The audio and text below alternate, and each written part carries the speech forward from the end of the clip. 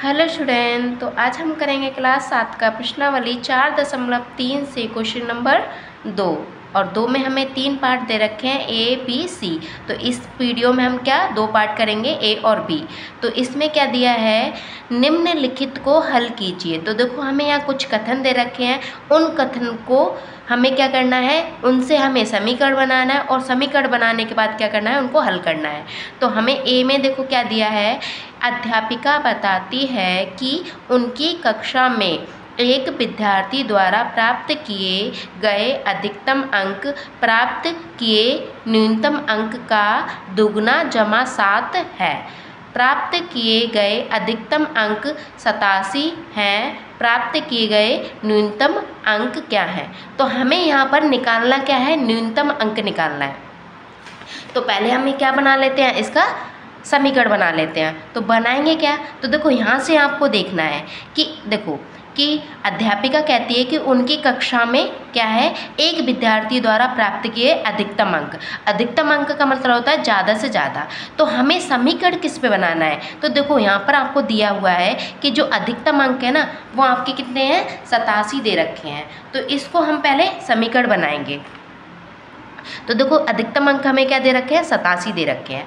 अब यहाँ से देखो कि जो अधिकतम अंक है ना, वो प्राप्त की गए न्यूनतम अंक का दुगुना, दुगुना मतलब डबल, जमा 7 यानी +7 है। अब देखो जो न्यूनतम अंक है ना, वही हमारा अधिकतम अंक बन जाएगा। इस लाइन को आप पूरा समझ लो, और जब आपने इसे समझ लिया तो आप समीकरण बना सकते हो। तो देखो क्या बोला है यहाँ से कि अधिकतम अंक यानी जो अधिकतम अंक है, अधिकतम अंक हमें कुछ नहीं दे रखा, कुल दे रखा है, वो हमने लिख लिया। अब बाकी कुछ और नहीं दे रखा। तो बोला है अधिकतम अंक प्राप्त किए गए कुछ प्राप्त किया है। क्या प्राप्त किया है कि न्यूनतम अंक का 2, ठीक है, दुगना जमा 7 है। तो भाई न्यूनतम अंक हमें कुछ नहीं दे रखा, क्या बोला है कि उसका दुगना। किसका दुगना, क्या हमें बताया ही नहीं है यहाँ पर कि किसका दुगना। तो यहाँ पर हम न्यूनतम अंक को क्या मान लेंगे, x मान लेंगे। तो हम यहाँ लिख लेते हैं कि माना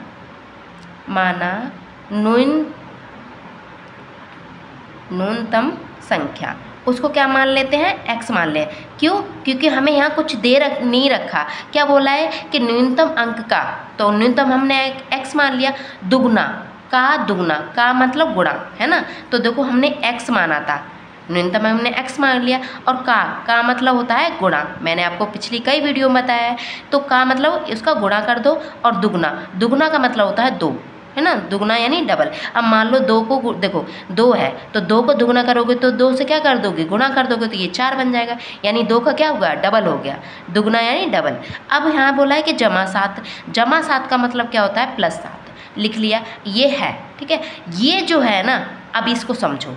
अब यहाँ से हमने क्या समझा कि जो अधिकतम अंक है ना, वो न्यूनतम अंक के, यानी जो भी न्यूनतम अंक निकला है, ये न्यूनतम अंक निकला है ना, वो निकला किसका है, वो हो क्या जाएगा, अधिकतम अंक हो जाएगा। यही तो बोला है यहाँ पर कि अधिकतम अंक प्राप्त किए गए न्यूनतम अंक का, ठीक है, जो अधिकतम अंक है ना, वो न्यूनतम अंक का दुगना। तो न्यूनतम हमने x मान लिया, 2 गुना लिख लिया, +7 लिख लिया। ये जो बन गया, ये समीकरण किसका बन गया, अधिकतम अंक का।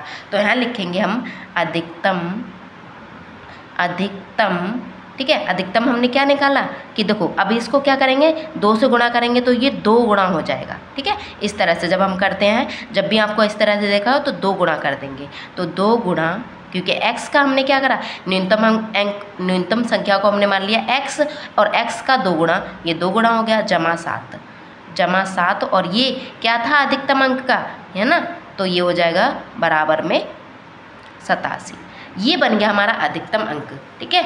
अब ये बन गया। अब इससे हमें क्या बनाना है, अब हमें इसमें क्या निकालना है, इससे न्यूनतम अंक निकालना है। तो देख लेते हैं कैसे निकालेंगे। तो देखो यहाँ पर हमने अपना समीकरण लिख लेते हैं, ये बन गया समीकरण, और इसको हम करेंगे। अब देखो ये 2x है, यानी 2 के साथ में ये क्या है, x के साथ में 2 गुणे में है, और ये +7 है। तो इसको पहले हटाएंगे। तो हटाने के लिए हम क्या करते हैं, +7 है तो दोनों तरफ क्या लेंगे, -7 करने पर, ठीक है। तो लिखेंगे दोनों तरफ -7 घटाने पर या करने पर, ठीक है। तो दोनों तरफ करेंगे तो 2x प्लस का 7 माइनस इधर लिया हमने, बोला है ना -7 लेंगे, दोनों घटाएंगे तो बराबर के इधर भी हम -7 ले लेंगे, ले लिया। जब इधर लेंगे तो इधर भी लेंगे, बायां पक्ष में दायां पक्ष में दोनों में लेंगे। अब देखो ये प्लस का है, ये माइनस का कट गया, यानी क्या बचा 2x बचा। अब देखो यहाँ 87 है, 87 में से 7 जाएगा, कितना आ जाएगा 80 आ जाएगा, ये बन गया। अब आगे देखो 2 के साथ में क्या है, देखो x के साथ में अभी भी 2 है तो 2 को पृथक करेंगे। अब 2 कैसा है, गुणे में, तो गुणे का उल्टा करेंगे तो लिखेंगे दोनों तरफ भाग करने पर, दोनों तरफ 2 का, किसको 2 को पृथक करना है ना, तो 2 को 2 का भाग करने पर तो 2 का भाग करेंगे तो कैसे करेंगे, देखो ये हमारा समीकरण आ गया। तो 2 से जब 2 को भाग करते हैं तो बट्टे में लिख ले, देखो जब भी हमें भाग देना हो तो ये ऊपर और ये नीचे ये बट्टे में हो जाती है तो होता है भाग में, तो 2 से 2 कट जाएगा, बचेगा क्या x। अब देखो जब हमने 2 का भाग यहाँ दिया था तो हमें यहाँ भी देना पड़ेगा। अब देखो 2 से काटोगे कितना आ जाएगा 40, यानी ये जो आया, ठीक है, ये x आ गया। अब देखो x हमने किसको माना था, हमने न्यूनतम संख्या को माना था, है ना, तो न्यूनतम संख्या जो हो जाएगी वो क्या हो जाएगी हमारी 40 हो जाएगी, ठीक है, न्यूनतम संख्या क्या हो जाएगी 40। तो यहाँ लिखेंगे न्यूनतम संख्या क्या है 40 है, ठीक है, ये हमें मिल गई इसकी संख्या, क्योंकि हमें यही पूछा है कि न्यूनतम अंक क्या है, तो न्यूनतम अंक की संख्या क्या है 40 है, यही हमें इसमें करना था, ठीक है। अब किसी भी तरह का डाउट हो तो आप वीडियो को पीछे जाके दोबारा से बैक करके देख सकते हैं। तो अब देखो हमारा बी क्वेश्चन है, इसको बहुत अच्छे से समझना, क्या इसमें क्या बोला है, किसी समद्विबाहु त्रिभुज के आधार कोण बराबर होते हैं, शीर्ष कोण 40 है, इस त्रिभुज के आधार कोण क्या है, ठीक है, हमें क्या बताना है आधार कोण क्या है, ठीक है, हम समझ लेते हैं। अब इसमें बोला है, हमें हिंट के लिए दिया हुआ है, याद कीजिए कि त्रिभुज के तीनों कोणों का योग 180 होता है। ये तो हमें पता है कि भाई किसी भी त्रिभुज के तीनों कोणों का योग कितना होगा 180 होगा, समझ लेते हैं। हमें पहले क्या बोला है कि किसी त्रिभुज, ठीक है, किसी समद्विबाहु त्रिभुज। अब समद्विबाहु त्रिभुज क्या होते हैं, तो ऐसा त्रिभुज जिनकी कोई भी भुजा, 2 भुजा क्या हो समान हो, जैसे ये मान लो ये वाली भुजा हमारी बराबर है इसके, है ना, तो ऐसा त्रिभुज जिनमें, ठीक है, जिसमें 2 भुजाएं हमारी क्या हो बराबर हो, ठीक है। अब देखो इसमें बना लिया तो ये देखो ये वाली भुजा इसके बराबर है, ठीक है, इसमें बना लिया तो क्या करेंगे ये वाली भुजा इसके बराबर है, ऐसे, यानी ऐसा त्रिभुज जिसकी कोई भी भुजा क्या हो 2 भुजाएं बराबर हो, वो हमारे क्या कहलाते हैं, ऐसा त्रिभुज हमारा समद्विबाहु त्रिभुज कहलाता है। अब आगे बढ़ते हैं, अब इसमें देखो यहाँ त्रिभुज बना लेते हैं पहले हम, ठीक है, आप ड्राइंग पे मत जाना। देखो इसके बाद हमारा क्या है, आधार कोण बराबर है, ठीक है। देखो आधार कोण क्या होता है, ये जो होता है ये आधार होता है नीचे का, तो ये कह रहा है कि आधार कोण क्या है, मतलब क्वेश्चन में कहा है कि आधार कोण क्या है बराबर है, ठीक है। अब बोला है कि शीर्ष कोण क्या है 40, शीर्ष कोण क्या है ये वाला कोण, ठीक है, ये हमारा क्या है 40 डिग्री दे रखा है। अब देखो शीर्ष कोण, देखो शीर्ष कोण तो हमें 40 मिल गया। अब क्या बोला है यहाँ पर कि जो आधार कोण है ना वो बराबर है। भाई आधार कोण हमें कुछ नहीं बता रखा, कुछ भी नहीं दिया उसका, हम क्या मान लेंगे x मान लेंगे, इसको भी x मान लेंगे। भाई बराबर है, जब बराबर है तो एक ही जाएंगे, मान लो ये 40 हो तो ये भी 40 होगा, है ना, ऐसा है नहीं, हम बताने, मैं समझाने के लिए बोल रही हूँ ऐसा। तो देखो ये x है तो ये भी x होगा, ठीक है। अब ये हमारा ये 40 हो गया। अब आगे क्या करना है, पहले हम यहाँ लिख लेते हैं, क्या लिखेंगे कि, ठीक है, यहाँ पर कि हमें इसमें त्रिभुज में क्या है, तो देखो अब हमें ये पता है कि भाई त्रिभुज के तीनों कोणों का योग कितना होता है 180 होता है, यानी कोई भी त्रिभुज है उनके तीनों कोणों का योग कितना होगा 180। तो हमें क्या लिखना है x 40, तो यहाँ लिखेंगे x प्लस x और प्लस 40, तीनों कोणों का योग कितना हो 180, तो बराबर में हमें 180 रख देंगे। अब देखो ये कितना है x और x कितना हो जाएगा 2x हो जाएगा प्लस 40, ठीक है। अब देखो 180 रख देंगे बराबर में। अब ये जो 2x है ये यहाँ लिख लेंगे, 180 इधर।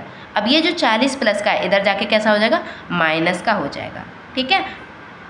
अब हम इसे घटाएंगे तो देखो 180 में से 40 जाएंगे कितना आएगा 140 आएगा, 180 में से 40 जाएगा तो कितना आएगा 140 आएगा। अब देखो हमें x निकालना है, तो x निकाला हमने, ठीक है। अब x के साथ में ये 2 क्या है गुणे में, तो इधर जाके कैसा हो जाएगा भाग में, हो गया, x निकल गया, ये भाग में इधर आ गया। ठीक है, अब देखो काटो से, 2 एकम 2 और 2 से काटेंगे ये 14 7 बार में, और ये क्या आ जाएगा 70 आ जाएगा। ठीक है, 0 का पीछे लग जाएगा 0 इसका। अब क्या आ गया, x बराबर कितना आ गया, ये हमारा 70 डिग्री आ गया। अब पूछा क्या था हमें, इसमें क्या पूछा था कि इस त्रिभुज के आधार कोण क्या है। तो आधार कोण देखो, ये मैं यहाँ पर त्रिभुज बना लेती हूँ। आधार कोण देखो, ये भी हमारा x था और ये भी हमारा x था, और यहाँ x कितना आ रहा है 70 डिग्री, ये भी 70 डिग्री है, ये भी 70 डिग्री है। अब ये 40 डिग्री है। अगर आपको डाउट है तो इनका योग करके देख लो, कर लेते हैं। तो देखो ये 70 डिग्री, ये 70 डिग्री और प्लस ये 40 डिग्री। देखो 70 70 कितना हो जाएगा 140 हो जाएगा, और 140 में हम 40 जोड़ेंगे कितना हो जाएगा 180। यानी ये जो क्वेश्चन है हमारा सही है ना। देखो x का मान है, यानी एक हमारे x क्या है 2x है, तो एक x का मान निकला है 70, तो दूसरे x का भी तो 70 डिग्री निकलेगा ये। ठीक है, दूसरे 70 का, तो वही हमने ले लिया कि 70 और 70 और ये ऊपर का 40, तीनों का कितना हो गया 180। तो ये हमारा हो गया क्वेश्चन। तो प्रत्येक कोण जैसे x का हम लिख देंगे प्रत्येक कोण, x प्रत्येक यहाँ लिख देंगे, प्रत्येक कोण क्या हो जाएगा 70 डिग्री हो जाएगा। ठीक है, और आधार कोण आप ऐसा भी लिख सकते हो कि आधार कोण प्रति, ये हमने आधार कोण पता कराया है ना, नीचे के आधार कोण थे तो ये पता किया है, तो आप ये भी लिख सकते हो कि आधार के प्रत्येक कोण कितने हो जाएंगे 70 डिग्री हो जाएंगे।